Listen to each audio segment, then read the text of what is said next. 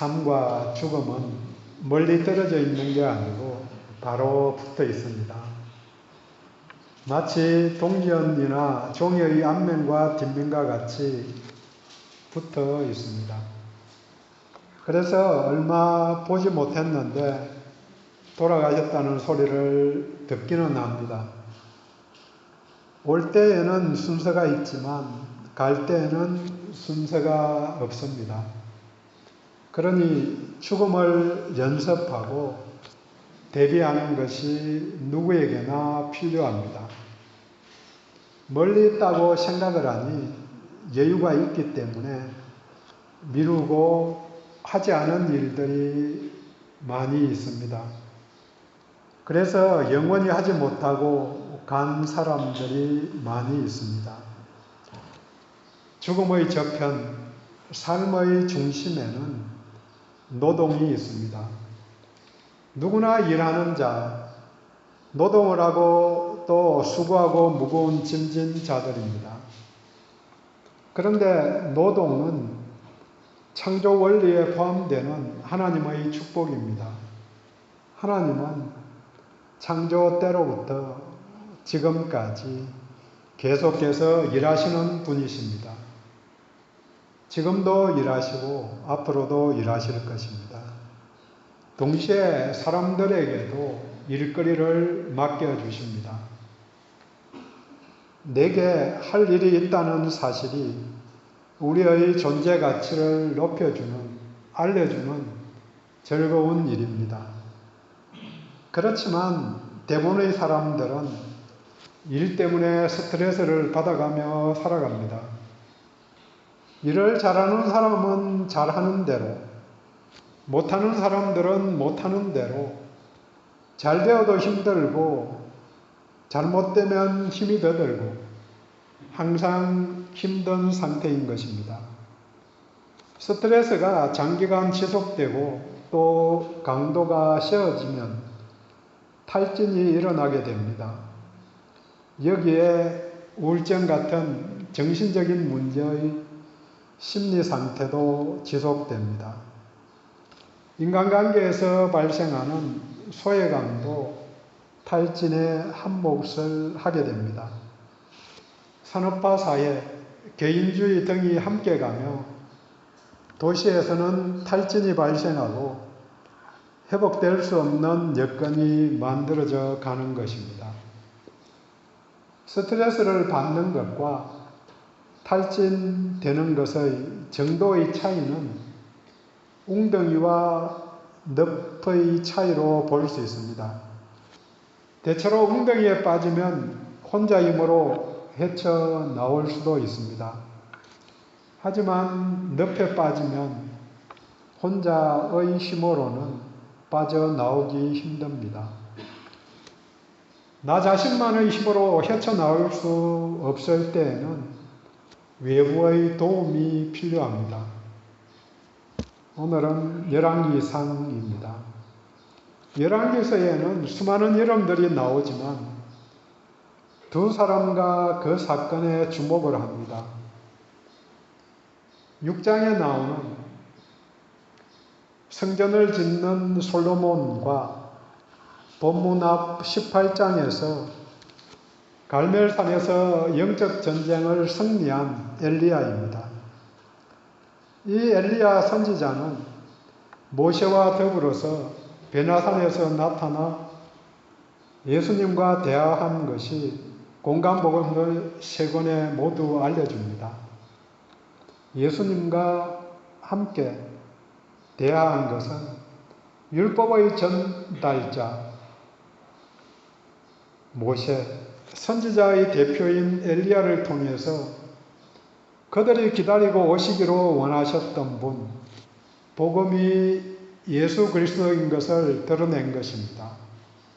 두 사람이 구약을 대표하는 사람입니다. 오늘 중요한 것은 엘리야가 선지자의 대표라는 사실입니다.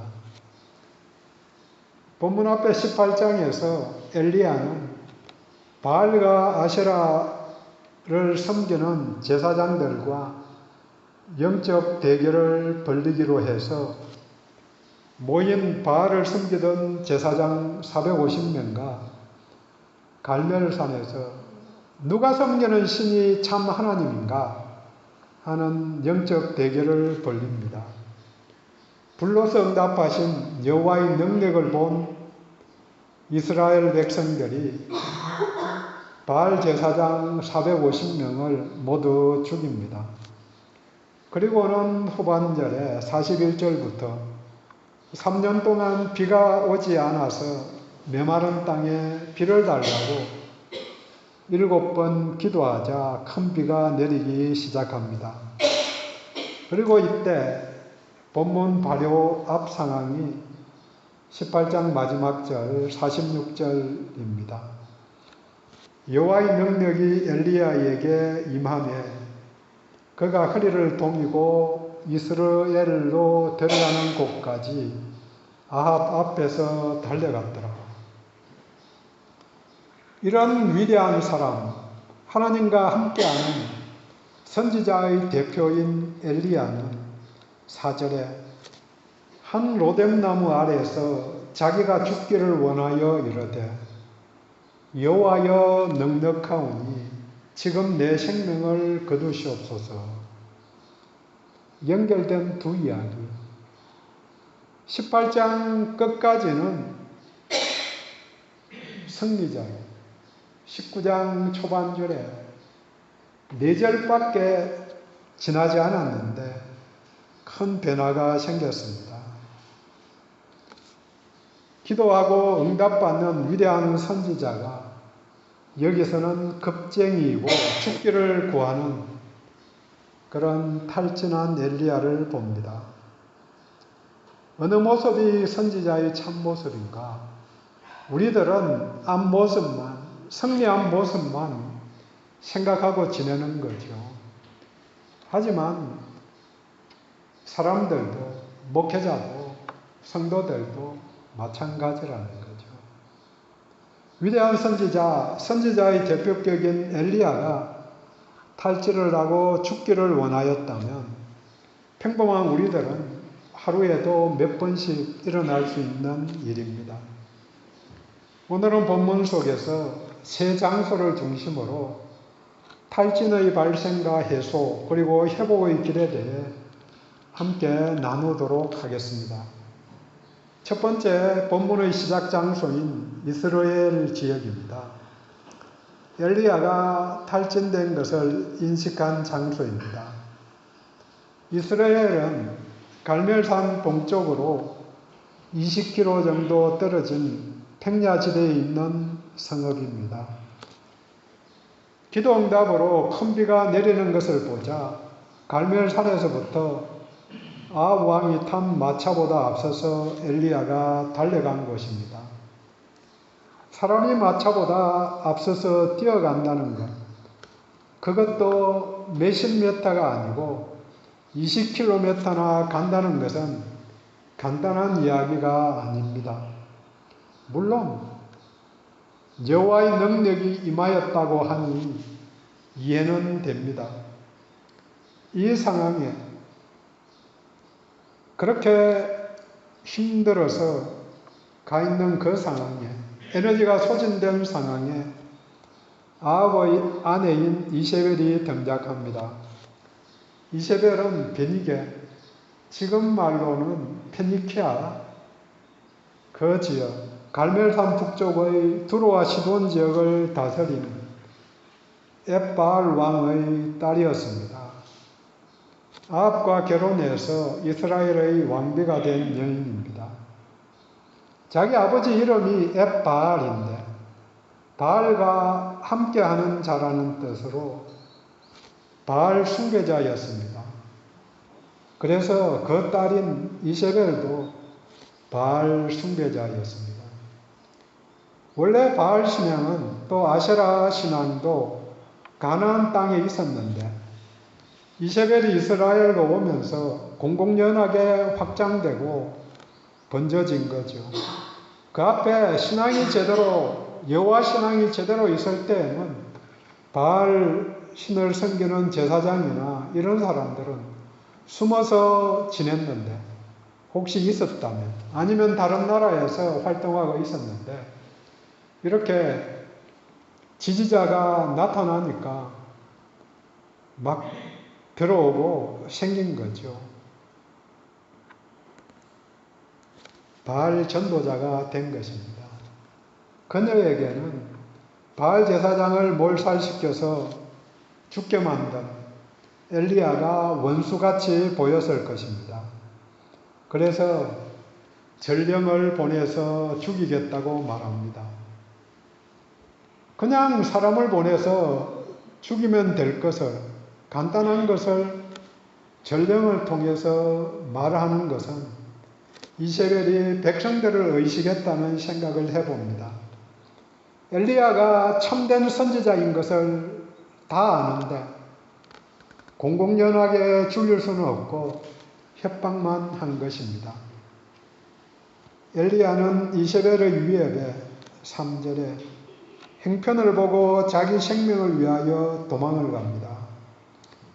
생각해보면 우리가 아는 엘리야라면, 엘리야의 그 능력이라면 정면 대결을 해서도 승리하였을 것입니다. 하지만 살기 위해 도피를 한 것입니다. 그리고는 죽기를 강구합니다. 반복하지만 전인격적으로 탈진을 한 것입니다. 먼저 영적으로 바알 선지자와 대결해서 하나님의 임재, 불러서 재물을 태우신 하나님을 드러나게 함으로 바알을 이기신 하나님을 잘 드러내었지만 엘리야는 영적 능력이 소진된 것입니다. 모든 능력과 신경을 쏟아 부었을 것입니다. 거기다가 비가 오기를 간구하는 기도를 18장 42절에 보면 산 꼭대기로 올라가서 땅에 꿇어 엎드려 그의 얼굴을 무릎 사이에 넣고 7번씩 간절히 기도합니다. 그냥 누워있는 것도 아니고 앉아서 기도하기도 힘든데 엘리야의 기도, 땅에 꿇어 엎드려서 그의 얼굴을 무릎 사이에 넣고 그 모습, 그 모양 말하는 것은 하라고 해도 1초도 저는 못할 것 같습니다. 하지만 그렇게 7번씩 간절히 하나님께 간구합니다. 여기에 체력적으로 또 영적으로 에너지가 소진되었습니다. 마지막으로 이스라엘까지 달려간 것입니다. 평소에 마라톤 연습을 해도 힘들 것인데 전속력으로 뛰어간 것이니까 체력이 소진된 것입니다. 이에 이 상황에 휴식과 회복이 필요한데 이세벨의 한마디에 정신적으로 무너진 것입니다. 그래서 자기 생명을 위해서 도망가고 죽기를 강구한 것입니다. 이 시대에도 이세벨이 성도들을 공격합니다. 우리를 공격합니다. 사탄의 대리자이자 악한 자들이 우리들 주변에 널려 있습니다. 아시아 7교회 중에서 두아디라 교회에 대해 말씀하신 계시록을 봅니다. 2장 20절에 그러나 네게 책명할 일이 있노라.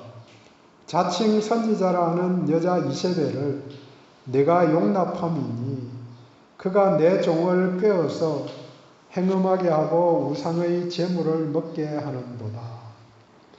우상 숭배자의 전도자, 우상 숭배하는 이세벨을 그 꾀임에 따라갔다는 이야기죠. 이 시대의 도시에는 소음만 가득하고 우상이 절비합니다. 평안이 없는 곳입니다.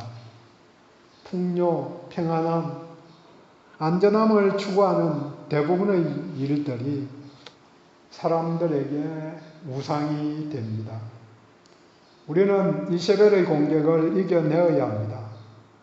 그러려면 하나님을 의지해야 되지만 기본적으로 건강해야 됩니다. 건강하다는 게 뭔가? 온전하고 거룩한 것입니다. 그 길은 예수와 동행하는 일입니다.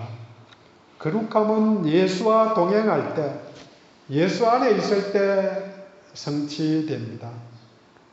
일상에서 체력이 고갈되거나 영적으로 고갈되거나 정신적으로 고갈이 생기면 극단적인 선택을 하게 됩니다. 거의 예외가 없습니다. 나는 정신력이 강해서, 나는 믿음이 강해서 설마 저 사람이 아닙니다. 누구나 그런 상황에 가면 무너질 수 있습니다.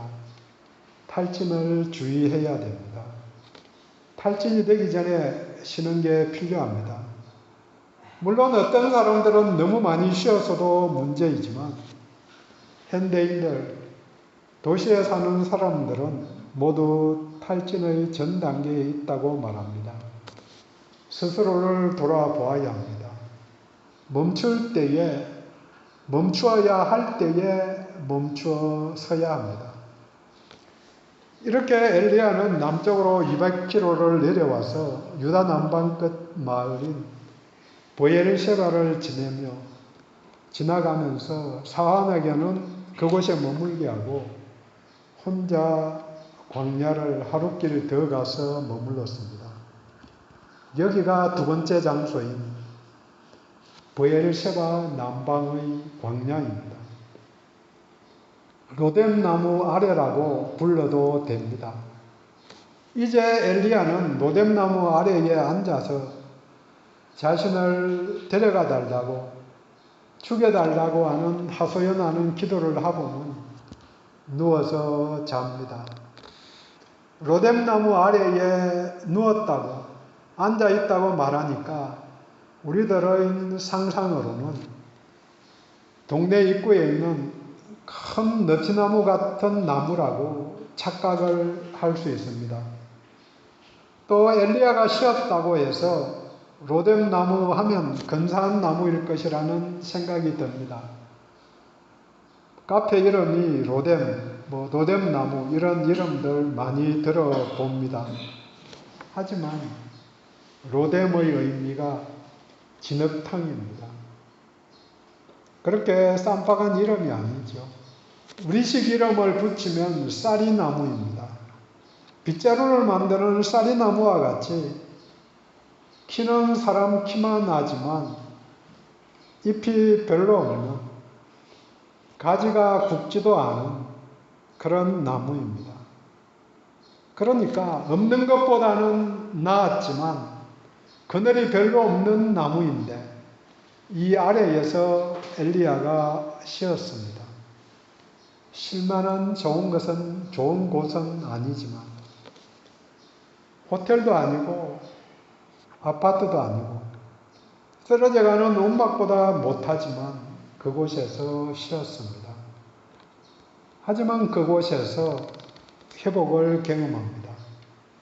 천사가 만나러 온 것입니다. 회복시켜 주러 온 것입니다. 본문에서 회복에 필요한 세 가지 요소를 찾아볼 수 있습니다. 첫 번째는 접촉입니다. 5절에 천사가 그를 어루만지며 자기 혼자만 남았다고 생각하고 탈진되어서 모든 게 의미 없다고 생각하는데 죽기를 구하는 그 상황에 천사가 찾아와서 만져주십니다. 서양식으로 포옹이고 우리식으로는 손을 잡아주는 사람이 있을 때에 회복이 됩니다.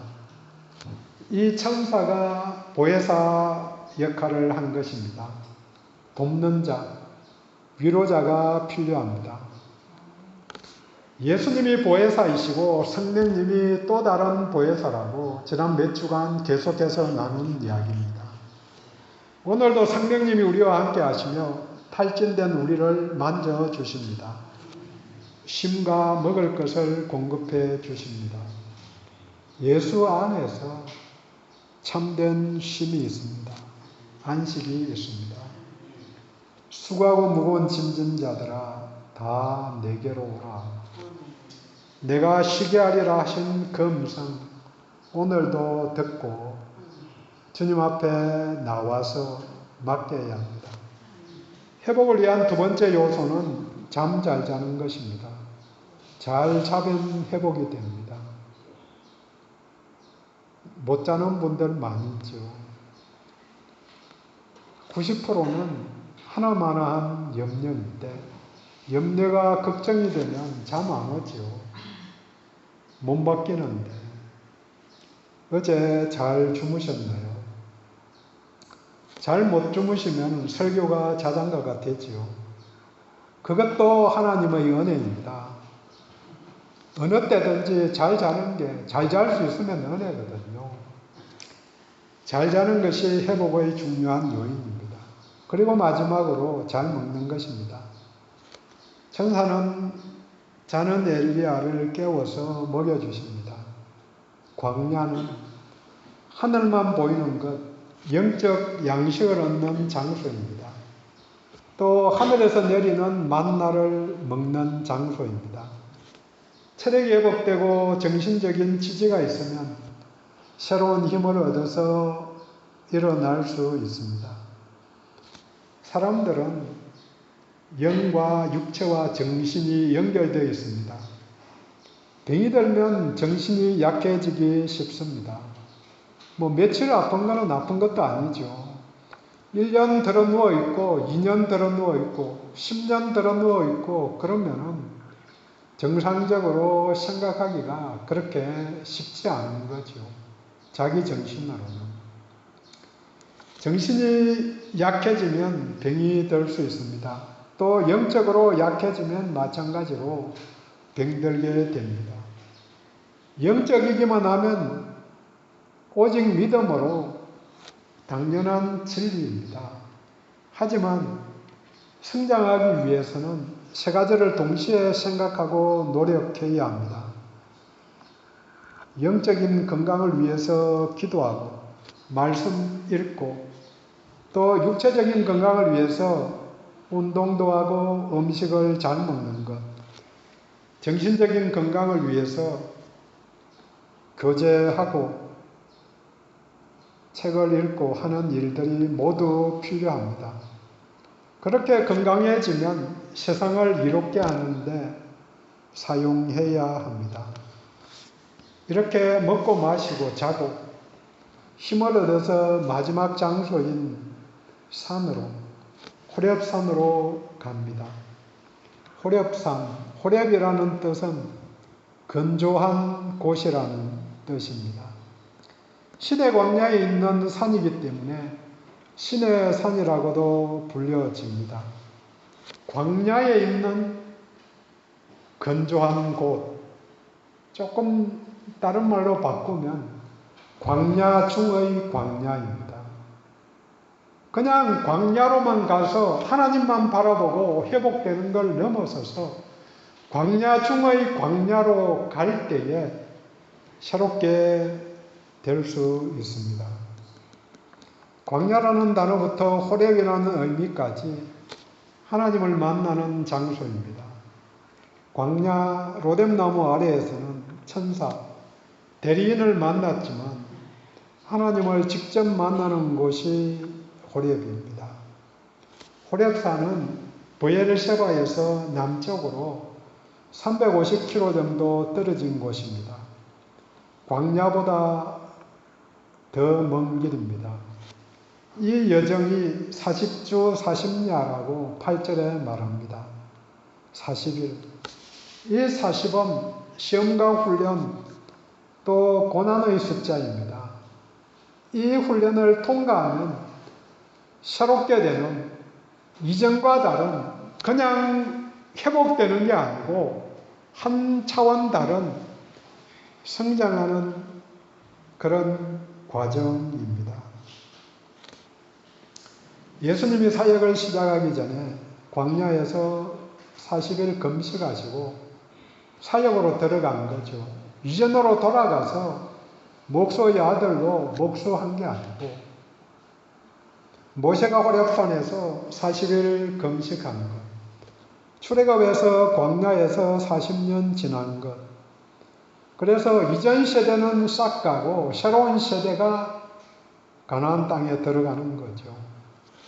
노아의 홍수도 40일 비가 오고 새 세대가 시작하는 거죠. 모두 다 완전한 시험을 통과하는 기간이 40입니다. 엘리야도 이 시험을 통과한 것입니다. 그리고 이 40은 새로운 복을 받는 기간입니다. 소명에 헌신하기 위한 시간입니다. 자기를 비우는 시간입니다. 반복하지만 예수님은 광야에서 40일 금식으로 자신을 비운 뒤에 사탄을 이기고 사역에 들어갔습니다. 엘리야에게는 새로운 사명의 출발이 시작된 장소입니다. 회복에서 한 단계 나아가려면, 발전하려면 그냥 일상으로 돌아가면 안 됩니다.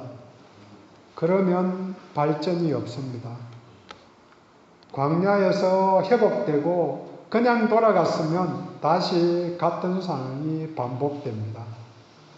그런 상황이 오지 않게 만드는 것이 더 중요합니다.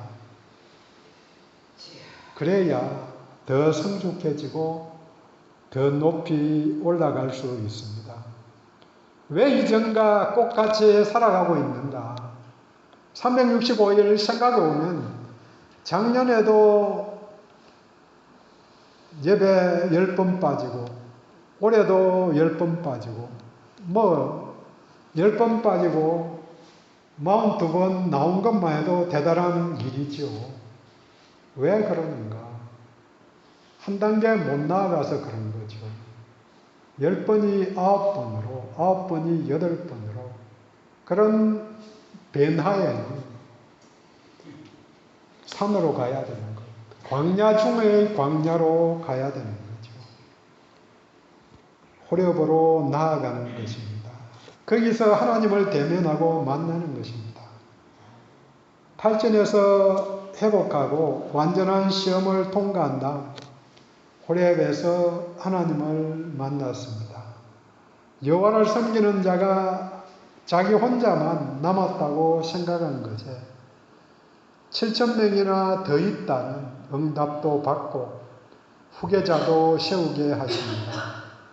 나만 남았다고, 나만 할 수 있다고 생각할 때 교만하게 되고 탈진하게 됩니다. 정리합니다. 이스라엘 지역은 사람을 탈진시키는 자리입니다. 이세벨이 공격해 오는 자리입니다. 탈진에서 벗어나려면 광야로 나가야 합니다. 하나님의 말씀과 회복이 있는 곳입니다. 보혜사 되신 성령님이 만져주시는 곳입니다. 하지만 회복이 끝이 아닙니다. 발전하고 전진하려면, 다시 같은 상황이 일어나지 않으려면 호렙으로 가야 합니다. 광야 중의 광야로 가야 도약할 수 있습니다.